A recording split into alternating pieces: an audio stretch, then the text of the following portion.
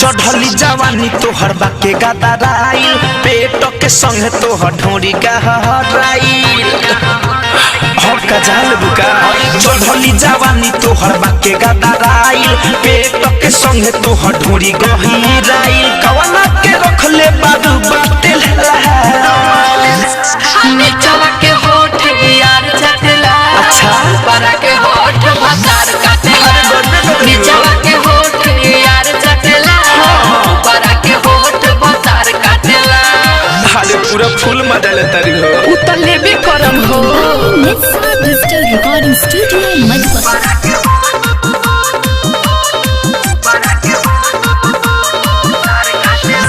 कहमे उम्र में गोरी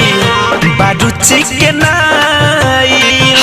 देखिए के पानी हमारा मुहवे में आई तो अइबे नु करी करे जा कहमे उम्र में गोरी बारू चिकनाई देखिए के पानी हमारा मुहवे में आई बारू के करा के कह सीना से सटला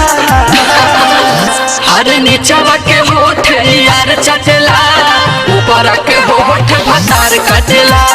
नीचवा के होठ यार चटला ऊपरा के होठ भतार काटेला सुनला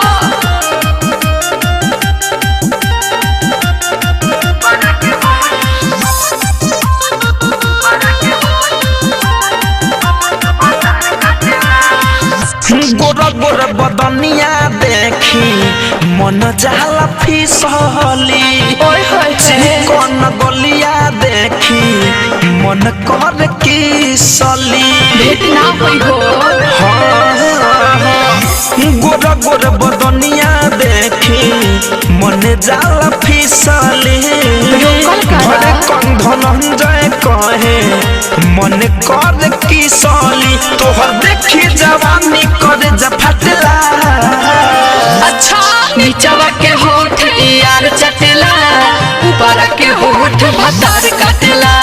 नीचवा के होठ यार चटला ऊपरा के होठ भतार काटेला बुझाई हो Recording by Nitsa Digital Recording Studio।